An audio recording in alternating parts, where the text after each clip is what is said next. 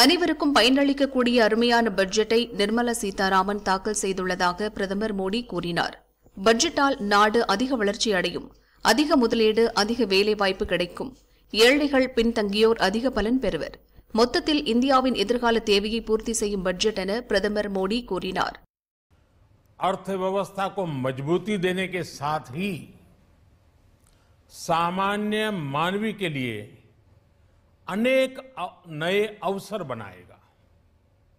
ये बजट मोर infrastructure, more investment, मोर growth और more jobs की नई संभावनाओं से भरा हुआ है.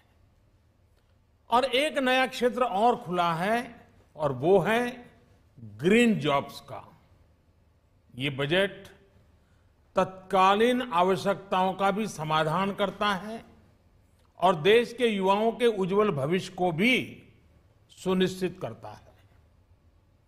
ये पिछले कुछ घंटों से देख रहा हूं जिस प्रकार से इस बजट का हर क्षेत्र में स्वागत हुआ है. सामान्य मानवी की जो सकारात्मक प्रतिक्रिया आई है उसने जनता जनार्दन की सेवा का हमारा उत्साह अनेक गुना बढ़ा दिया है. जीवन के हर क्षेत्र में आधुनिकता आए, टेक्नोलॉजी आए, जैसे किसान ड्रोन हो, वंदे भारत ट्रेन हो, डिजिटल करेंसी हो, बैंकिंग के क्षेत्र में डिजिटल यूनिट्स हो, 5G सर्विसेज का रोल आउट हो, नेशनल हेल्थ के लिए डिजिटल इकोसिस्टम हो. इनका लाभ हमारे युवा, हमारे मध्यम वर्ग, गरीब, दलित, पिछड़े, ये सभी वर्गों को मिलेगा. इस बजट का एक महत्वपूर्ण पहलू है गरीब का कल्याण. हर गरीब के पास पक्का घर हो, नल से जल आता हो, उसके पास शौचालय हो, गैस की सुविधा हो, इन सभी पर विशेष ध्यान दिया गया है. इसके साथ ही आधुनिक इंटरनेट कनेक्टिविटी पर भी उतना ही जोर है.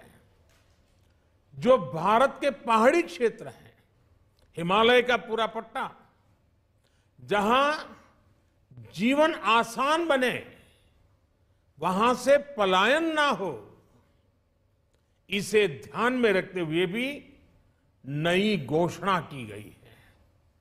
हिमाचल, उत्तराखंड, जम्मू कश्मीर, नॉर्थ ईस्ट ऐसे क्षेत्रों के लिए पहली बार देश में पर्वतमाला योजना शुरू की जा रही है. ये योजना पहाड़ों पर ट्रांसपोर्टेशन और कनेक्टिविटी की आधुनिक व्यवस्था का निर्माण करेगी और इससे हमारे देश के जो सीमावर्ती गांव है, बॉर्डर के गांव है, जिसका वाइब्रेंट होना जरूरी है, जो देश की सिक्योरिटी के लिए भी आवश्यकता है, उसको भी बहुत बड़ी ताकत मिलेगी. भारत के कोटि कोटि जनों की आस्था मां गंगा की सफाई के साथ साथ किसानों के कल्याण के लिए एक महत्वपूर्ण कदम उठाया गया है. उत्तराखंड, उत्तर प्रदेश, झारखंड, बिहार, पश्चिम बंगाल, इन राज्यों में गंगा किनारे नेचुरल फार्मिंग को प्रोत्साहन दिया जाएगा. इससे मां गंगा की सफाई का जो अभियान है उसमें मां गंगा को केमिकल मुक्त करने में भी बहुत बड़ी मदद मिलेगी. बजट के प्रावधान यह सुनिश्चित करने वाले हैं कि कृषि लाभप्रद हो, इसमें नए अवसर हो, नए एग्रीकल्चर स्टार्टअप्स को प्रोत्साहन देने के लिए विशेष फंड हो या फिर फूड प्रोसेसिंग उद्योग के लिए नया पैकेज. इससे किसानों की आय बढ़ाने में बहुत मदद मिलेगी. एमएसपी खरीद के माध्यम से किसानों के खाते में 2.25 लाख करोड़ रुपए से भी ज्यादा सीधे ट्रांसफर किए जा रहे हैं।